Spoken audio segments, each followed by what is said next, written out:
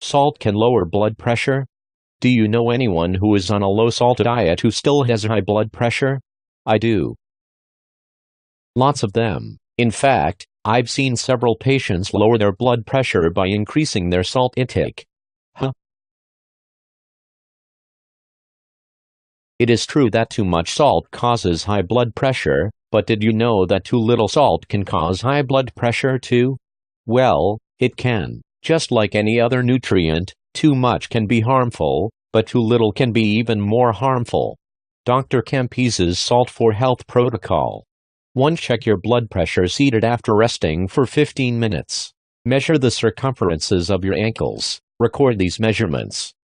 2. Put 1 teaspoon of raw salt in a Ziploc baggie. Add salt like you would normally do to your food during the day, but from the baggie. Then at the end of the day, measure the salt that is left in the baggie and subtract this from 1 teaspoon to get the amount of salt you are adding to your food on a daily basis. 3. The next day put the amount of salt you used the prior day plus 1/4 teaspoon into a baggie. Try to use all of this on your food throughout the day. If there is salt left over at the end of the day, put it in water and drink the rest. For on the following day, remeasure your blood pressure and ankle circumferences in the exact same way as the day before.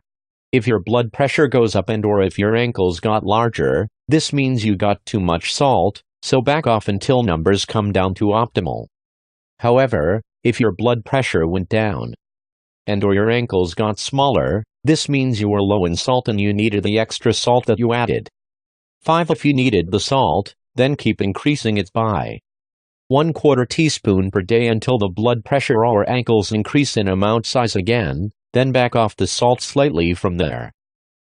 In this trial and error way you can find the optimal salt level for you. 6. Over the next few weeks continue to monitor your ankles and blood pressure because once your body gets saturated with salt, you may need to decrease it again. Or if you start a workout routine or the weather gets hot and you are sweating more, you may need to increase it more. That's it. More info. Of course, too little salt can also cause low blood pressure. Generally, the way it works is 5. Way too much salt causes high blood pressure. 4. A little too much salt causes slightly high blood pressure. 3. The right amount of salt allows for normal blood pressure. 2. Slightly to moderately low salt causes low blood pressure. 1. Severely low salt can cause high blood pressure. 0. Extremely low salt can cause death. So as you can see, if you go from severely low salt intake to slightly low salt intake, you can lower your blood pressure dramatically. But paradoxically, this is achieved by increasing your salt intake. Beware.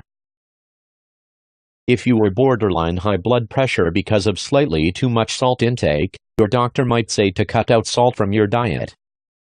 So let's say you do cut it out. But if you end up cutting out so much that now you are severely low in salt, you will go from borderline high blood pressure to high blood pressure. All because you cut out too much salt.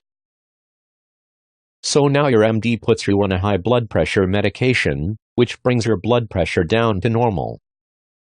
Then you read my article on salt and decide to experiment by adding some salt back